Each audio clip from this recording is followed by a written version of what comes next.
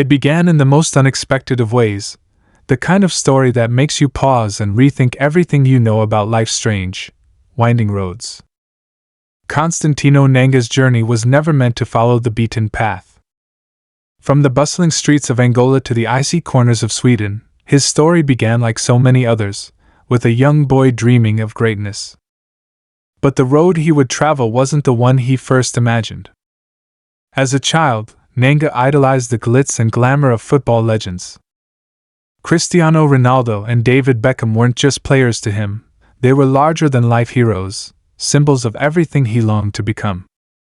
Like them, he wanted to command the admiration of crowds, to inspire with his talent, and to be a figure others could lean on.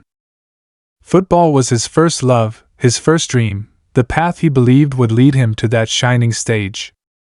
But life, as it so often does, had other plans. When his dreams of becoming a professional football player began to fade, a different kind of spark ignited inside him. It wasn't the logical step, nor was it one that anyone could have predicted.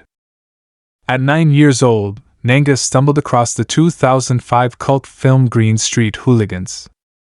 The film was raw, violent, and electric, portraying the intense loyalty and chaos of football hooliganism. It wasn't the kind of movie that most would consider inspirational, but for young Nanga, it stirred something inside him. In the naivety of youth, he saw something in the main character, a sense of camaraderie, belonging, and influence that reminded him of Ronaldo and Beckham. It was enough to plant an entirely new idea in his mind. If he couldn't be a professional footballer, he reasoned, then perhaps he could find another way to make his mark on the terraces, standing shoulder to shoulder with those who shared his fiery passion for the sport. And so, with the wide-eyed determination of a boy chasing a dream, he decided his backup plan was to become a football hooligan. Years passed, and when it became clear his footballing aspirations wouldn't come to fruition, Nanga set his sights on his unconventional goal. By the time he turned 15, he had saved up just enough to buy himself a ticket to a match. The day he approached a group of rowdy, intimidating football fans, his heart pounded in his chest. But he wasn't one to shy away. Walking up to them, he announced his intentions with the kind of boldness only a teenager could muster. "Hey, I want to join you guys. I want to be a football hooligan." The group didn't laugh. Instead, they welcomed him. And with that, Nanga entered a world he had only dreamed about. It wasn't long before he discovered something surprising about his new comrades. These weren't just rowdy fans looking for trouble. Among them were men who trained, who fought, who tested their mettle in boxing gyms 3 times a week. For them, boxing wasn't just a sport, it was preparation. Curious and eager to fit in, Nanga joined them. The first time he laced up a pair of gloves and stepped into the gym, he had no idea it would change the course of his life. The sessions were raw, unstructured chaos, men of all sizes and experience levels, throwing punches and sparring sessions that were as brutal as they were eye-opening. But for Nanga, it felt right. He discovered an innate knack for fighting, a natural ability that he hadn't realized he possessed. And the others noticed. One day, one of his newfound friends pulled him aside and said, "You've got something here. You shouldn't waste it." They encouraged him to leave behind the rough and tumble world of hooliganism and pursue something greater. It wasn't an easy decision, but Nanga trusted their judgment. Taking their advice to heart, he joined a legitimate boxing club at 16, leaving behind the streets for the structured discipline of the ring. From the moment he stepped into that gym, everything clicked. Within just a few short years, Nanga had fought his way to the finals of 2 Swedish national championships, proving that his raw talent wasn't just a fluke. At 6'3" and a light heavyweight, he was a formidable presence, his punches packing a power that left his opponents reeling. By 2021, he made the leap to professional boxing. The transition was seamless. Fight after fight, Nanga demonstrated a ferocity and skill that couldn't be ignored. He racked up an undefeated record of 12 wins, with 8 of them ending in devastating knockouts. His reputation as a fearsome puncher quickly spread, and it wasn't long before his name reached the ears of a legend, Lennox Lewis. Through a mutual friend, the former undisputed heavyweight champion was introduced to Nanga. Their first meeting was casual, but it was clear from the start that Lewis saw something special in the young fighter. He attended one of Nanga's training sessions, watching closely as the Angolan-born Swede moved with precision and power. After that, Lewis took him under his wing. To Nanga, having Lewis as a mentor felt surreal. "He's not just a boxing advisor," Nanga shared, his voice filled with gratitude. "He's helped me with everything: relationships, food, music. He's the kind of mentor I could have only dreamed of." Under Lewis's guidance, Nanga's career reached new heights. And now, he stands on the brink of the biggest opportunity of his life. On February 22, he will step into the ring on the undercard of the highly anticipated rematch between Artur Beterbiev and Dmitry Bivol in Saudi Arabia. His opponent, England's Brad Ray, promises to be no easy task. But for Nanga, this is more than just a fight. It's a moment to prove that his unconventional journey from football dreams to hooliganism to the boxing elite has been worth every step. The air is electric with anticipation, and as Nanga prepares to face Ray, one question lingers in the minds of those watching: will this be the fight that cements his place among boxing's rising stars? As the February date inched closer, Constantino Nanga found himself wrestling with the weight of anticipation. Every moment seemed to stretch endlessly, the days punctuated by the rhythmic sound of fists against heavy bags and the sharp commands of his trainers. He knew the stakes were higher than ever. This wasn't just another fight. It was his chance to step out of the shadows, to prove to the world and perhaps to himself that he belonged on the grandest stages boxing had to offer. In Saudi Arabia, the lights would burn brighter, the crowd would roar louder, and the stakes would tower higher than anything he had faced before. But this was precisely what Nanga had been fighting for. As he laced up his gloves in the dim light of the gym, he reflected on the path that had brought him here. It wasn't just a story of grit and determination. It was a story of transformation, a tale of how he had taken the chaotic energy of his youth and shaped it into something powerful, something unstoppable. His opponent, Brad Ray, was no stranger to the spotlight. The Englishman was a fighter through and through, someone who had carved his path with equal tenacity. Ray was known for his unrelenting style, a boxer who came forward like a storm, throwing punches in bunches and refusing to back down. The matchup promised fireworks. A clash of two fighters was something to prove. Nanga welcomed the challenge. He thrived in the pressure, the knowledge that every move he made in the ring could tip the balance between victory and defeat. Lennox Lewis had been instrumental in helping him prepare for this moment. Training under the watchful eye of a boxing legend wasn't just an advantage, it was an education in every aspect of the sport. Lewis taught him to see the ring as more than just a battleground. It was a chessboard, a place where every movement, every decision had to be calculated with precision. But beyond the technical advice, it was the lessons outside the ring that stuck with Nanga the most.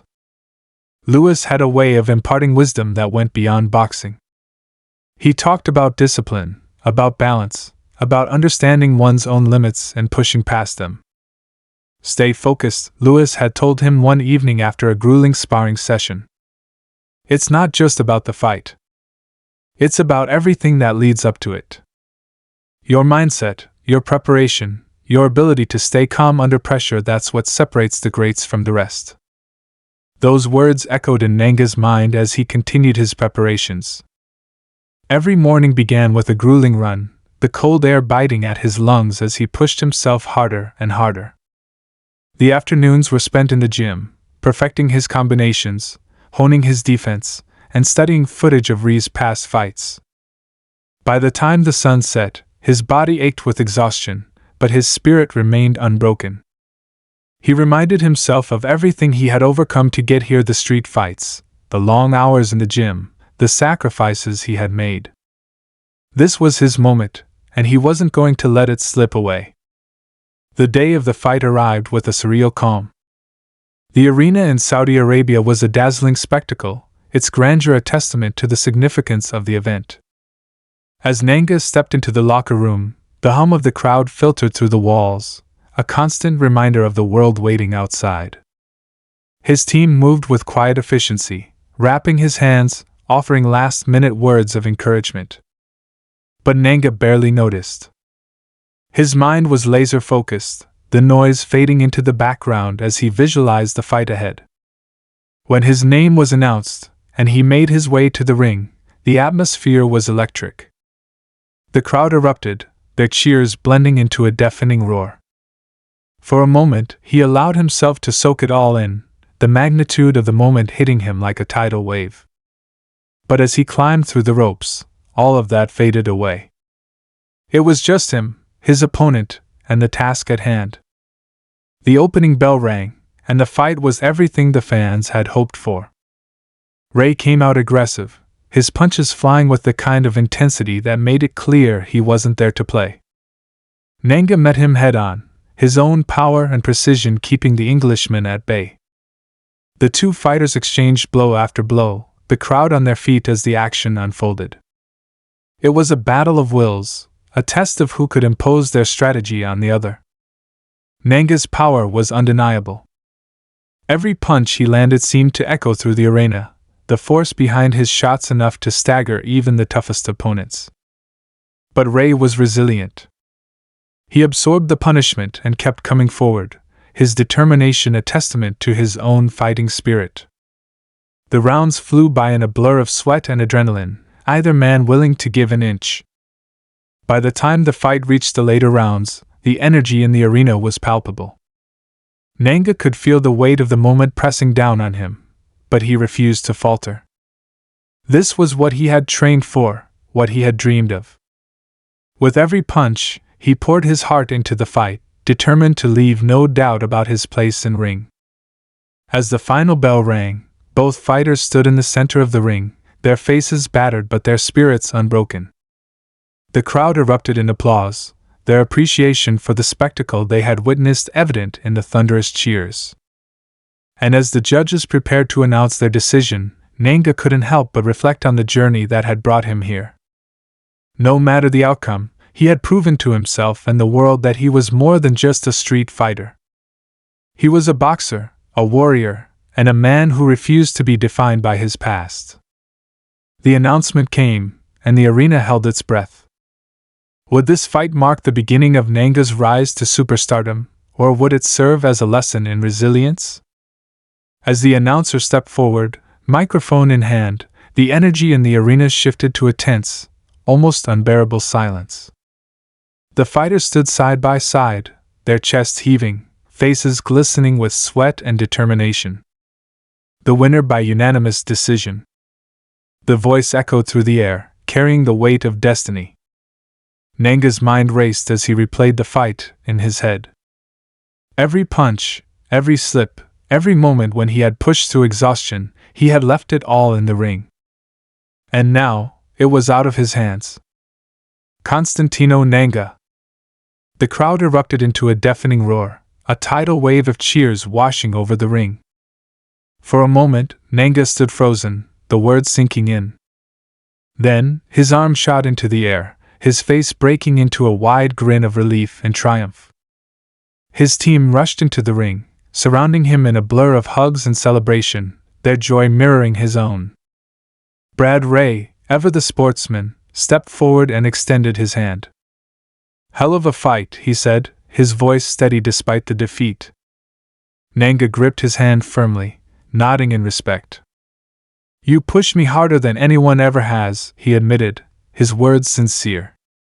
It was moments like these that defined the sport, the mutual respect between warriors who had tested each other to their limits. As the adrenaline began to fade, Nanga allowed himself a moment to soak in the atmosphere. The crowd chanted his name, their voices blending into a symphony of support. He turned to them, raising both arms in gratitude. This wasn't just a victory, it was a validation of everything he had fought for, a testament to the sacrifices he had made and the journey that had brought him here. Back in the locker room, the celebrations continued, though Nanga remained grounded. Lennox Lewis was there, his calm presence a steadying force amid the chaos. "You did good," Lewis said simply, clapping a hand on Nanga's shoulder.